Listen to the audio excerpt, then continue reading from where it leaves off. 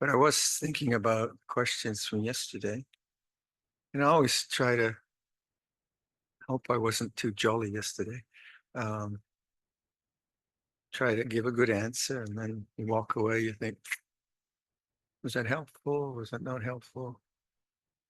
So the question on intensity, there's a phrase in Italian, dolce far niente. You saw that in his email, huh? Dolce far niente means sweet doing nothing. Sweet doing nothing, or idleness in English. And so I could say to the person who's very intense, dolce far niente. Don't do anything. Of course, that's impossible. But it is a kind of advanced practice. Think about it. Like, you don't say that to a beginner. You say, oh, just do nothing. Because the beginner will watch television and eat potato chips. But that's doing something.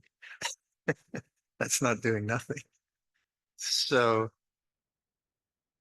in the beginning, there's tam quam pian, like make a lot of effort and what ton and for monks especially, like practice all night and don't sleep too much, don't eat too much. You didn't come here to eat. It's not a restaurant, which serves a purpose, but also serves intensity. So young men, for some reason, like to be intense. And that's why they make soldiers at the age of 18, because they're stupid enough to go out there and get shot or whatever, or they have no choice. So the language of intensity um, is and isn't effective. Depends. So if I say to the person whose character is intense, I say, you should really try harder. That's not going to be very helpful. They might believe it. And to the person who comes to morning meditation every fourth day, but make sure, but always comes to the meal and eats a lot, you say to that person, just relax. I've been like, huh? Well, it's not going to work. So teaching is in context to character. So for me, because I was very, very intense, then when the teachers would say, uh, Toraman, Toraman Kile, I said, okay, I can do that. And I misinterpreted Toraman to mean torture. And then later I was told it means maybe you tell me, like resist, or how would you translate Toraman? It's not torture, is it? Or he'll go with torture. Okay, so I had it right. So I was intense. Someone said to me, be intense. I said, yeah, I'll be intense. And I had a seizure. So teaching is always, you have to reflect on it and consider it. Is it appropriate to your own conditioning? So you need to have your own confidence and intelligence. And that often comes just through trial and error. So I would pick up on all kind of intense adhitanas until I said I'll never make another adhitana. Um, and that was my avijja, my ignorance, my tendency. So you do have to stay with it. Um, and then other monks, they just chat all afternoon, have a cup of tea, and then no, but I would say ploy one. It's okay. Another cup of tea, chat all afternoon. So you can see how that could work, couldn't it? You could feed your own delusions with whatever teaching is given. Um, so I could say to the person who's intense, I could give them the opposite, dolce far niente. Just be relaxed. It's like telling a person who worries, don't worry. That's probably the worst thing you could say to them. Of course, they don't want to worry. Of course, but it just is not that easy. My brother used to say that to my mother, don't worry. It's drive my mother crazy. Because she was worried. So it's a kind of dismissive statement. Don't worry, which isn't kind. Whereas, the awakened mind is, oh, mom, you're really worried, huh? Yeah, yeah, I could see it's a difficult one, isn't it? Yeah. And you're just empathetic. So then the worry manifests, but it's neither right nor wrong. What are you worried about, mom? Well, this might happen, that might happen. Yeah, yeah, yeah, but it might not. So you have a discussion about worry. So how by having a discussion about worry, you become the person who is worried becomes more conscious of worry, they become more aware of worry, even if they're not a Buddhist. And that's what we're doing for ourselves and others. So the first step is always the awakened mind. If you don't get there and you're coming from, like if I say to the person who's very, very intense, dolce far niente, then they try to relax. And I'm going to really relax this sitting. I'm going to really, really relax. And obviously it won't work. And so the idea is not just some effort you make, but panya, wisdom. And that comes from awakening and recognizing life is like this.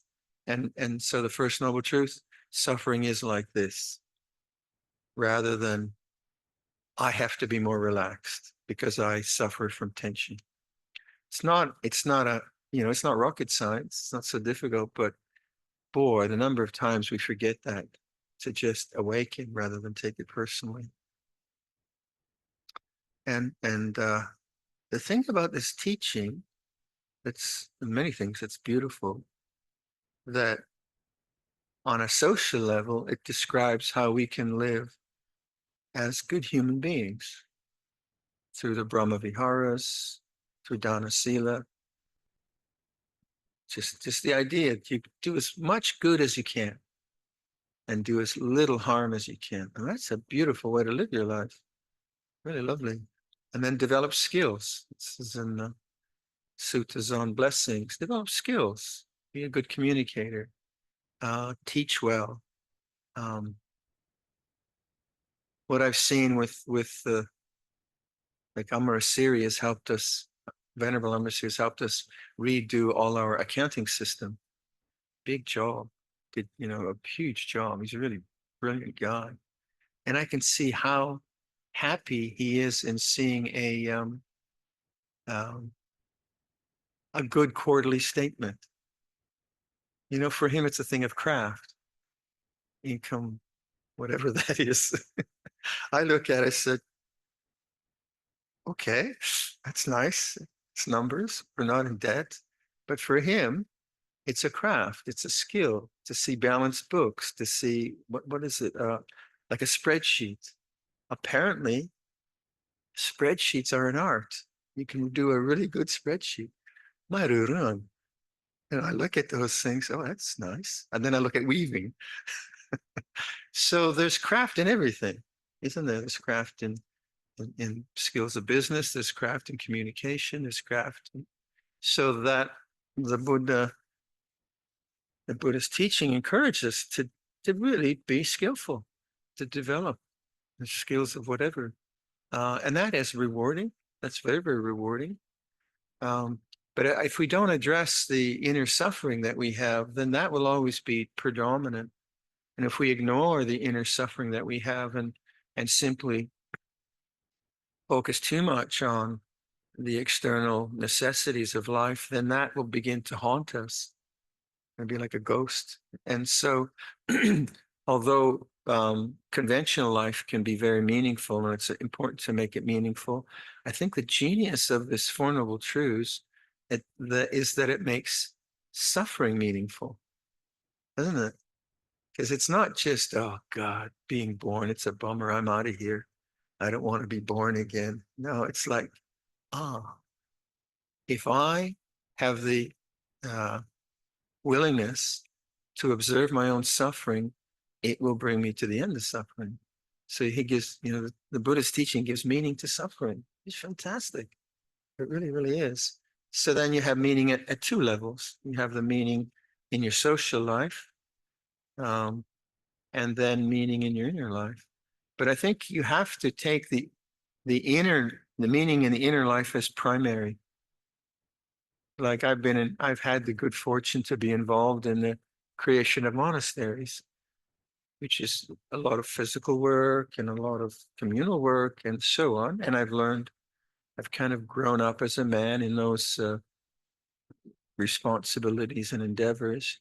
But if I was just out there to create monasteries and I wasn't addressing my own doubts or my own lack of confidence, or I was in competition with other ajahns to get a bigger stupa or, or whatever, then my mind would be very worldly. Look at my sala. My sala is bigger than your sala. Or, I've got 20 bhikkhus. How many have you got? And, monks can be very worldly that way too. And that's just ego. But if I address the inner first, if I make that primary, the end of suffering, then the external becomes a vehicle for the internal. Like if I make being a monk in a kind of Vinaya sense, like really knowing the suttas, Pali, being a Vinaya expert, blah, blah, blah, blah, blah. That's just the external. And I might be an expert on bhikkhu life, and I might be a big bhikkhu or an important bhikkhu, but if I haven't addressed this, then it's just another worldly achievement, but I haven't addressed this. But if I use the bhikkhu life as a vehicle for understanding suffering and the end of suffering, then I can do both. I can live a good bhikkhu life, but I've used it properly for the end of suffering. So lay life is the same. Family life, business life is a vehicle that you're in, and you have responsibilities. You have the chance to create, try to do it well. You have the conflicts of people and family and employees or employer, all the rest of it. But that's your vehicle. That's where you learn. And if you make this part, the dukkha and the end of dukkha, the primary thing, then you'll do both well. Because then you'll see where, what the responsibility is. So people will say, that the bhikkhu life is better for enlightenment. If it's used well, it's a good life. But if it's just used for worldly ends, then it's like any other life. Same with family life. I mean, like I am amazed that people have kids. I'm astounded that someone would take the responsibility to have children. That frightens me. Like if someone was said to, someone asked them, like, did you want kids? Are you kidding? Kids? I get enough problems. I'm so neurotic. How could I have kids? So to have the self-surrender to serve the needs of an infant and try to guide them through life takes a lot of barmi. Takes a lot of barmi. But if the parent isn't paying attention to the inner world and they're not seeing the fears and desires that are manifesting on the child because they haven't recognized the inner delusions, then the child gets warped, gets affected. So it's a huge responsibility. But I think it's beautiful in a sense. It requires tremendous self-surrender. You have to do a lot, give a lot. Or vocation, say, just being like the angel group doing the health initiative in Nan, or organizing their retreats. That requires giving and self-surrender. And within that, it's not easy, like the Nan initiative. And that was fantastic. What, 2,500 patients in one day? That was stunning. I tell people in Ontario about that. Say, wow, really? Don't they have a health system? No, actually, I have a better health system, I think. But but then the giving and the doing means that there's going to be conflict because you're not in your comfort zone. You're taking on a project, and it's so meaningful in that way. But you have to do both, don't you? You use like, okay, you're taking the initiative to do something in non-province. It takes 2 years to organize. There's hassles and there's disagreements and people are not helpful. And you're thinking, well, I'm just trying to be a good person. Come on. But life is that way. And so then you use that as your vehicle for understanding dukkha, then you're fine. Then all of life really is that way. Old age. Um, Old age is just part of the vehicle. Sickness, part of the vehicle. And we do everything we can to remain healthy until we're 150, but it's difficult. And then sickness is a vehicle to learn about not attachment, not suffering. Old age is the same. Motherhood, fatherhood, being an employee. These are all different kinds of vehicles. So and like the person that asked the question about not uh, not wanting to be with people that are talkative, afterwards, I'm pretty cheeky. I'm just asking everyone to be silent. And I tell that person lightly. But in terms of, I could say to that person, well, just don't discriminate. Love all people equally. Logically, yeah. Emotionally, impossible. And you can see the logic of like the Shin Ming, don't discriminate a fraction of an inch or you'll suffer. If you get the idea of liking and disliking, the attachment to liking and disliking, which is paticca samuppada, uh, um,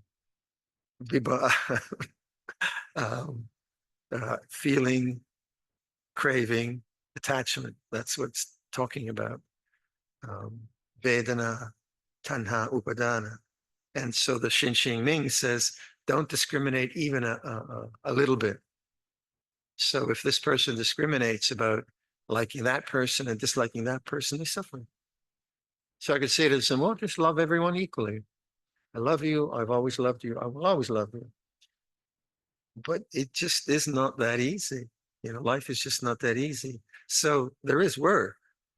But you can take ideals attached to them and feel terrible, or you can take models of thinking and behavior and consideration and say, So I'd often take Luangpor Cha as a kind of model of consideration and think, how would Luangpor Cha react right now? Probably not how I'm reacting right now. And that would help me see, this is something you have to work on. This is some form of dukkha you have to work on. I could take the model of Luangpor Cha and just try to be like him, which would be stupid, and I'd suffer even more. So I like I really like the Shin Ming. I like that translation. And when I read parts of it, it opens up for me a kind of possibility of grandness and largeness within the smallness of my own attachments and sufferings. And that's what I think high literature can do for us. But it does take contemplation and it does take reflection. And I think a retreat and these high ideas, like the Nibbana Sutta is the highest idea we have in Buddhism. The highest ideal we have in Buddhism. And yet we're trying to concretize it, make it real in our ordinary lives. And then we struggle. And the highness of this philosophy might not come, but we start to get a kind of intuition of what the direction is. And if we keep working at it, then we feel fulfilled both. Like I feel very fulfilled on a worldly level. I don't have kids. My brother did kids. I did monk. Someone had to do monk and someone had to do kids. So I don't feel fulfilled on the family level, but that was not my karma. But as a man, there's fulfillment in that way. But I'm grateful that I worked inside. That was the most important by far. Because when I started, I was a pretty heavy guy, intense, fearful, and depressed. and sometimes happy. But lots of times the monks didn't want to come near me. It's like this dark cloud comes into the sala. Oh, I think I'll sit over here. It's true. I could clear a room with my depression. But there it was. That's what I had. That's what I had to work with. and, and then someone would tell me to cheer up. I said, oh, shut up. Leave me alone. I just want to be depressed. So that wasn't very helpful. But I worked at it. You just keep working at it, working at it. So I'm really grateful for that. And Luangpor didn't demand that I be happy. He said, you didn't come here to be happy. It's not the program. It's come here to be enlightened and be free from all this. So I'm pretty happy now. So that's work. Let's do some sitting. So, awakening to the way things are. How is it for you now?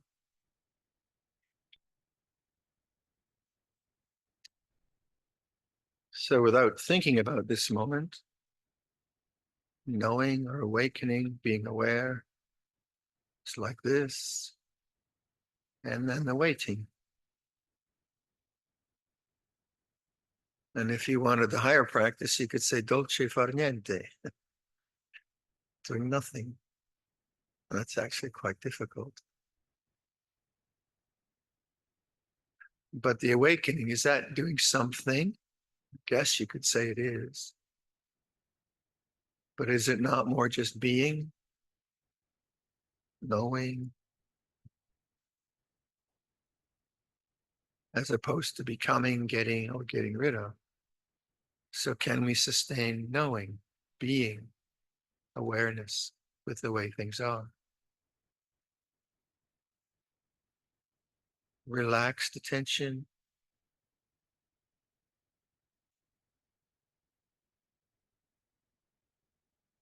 the realization of non-grasping, these kinds of ideas. So let's just sit quietly for half an hour.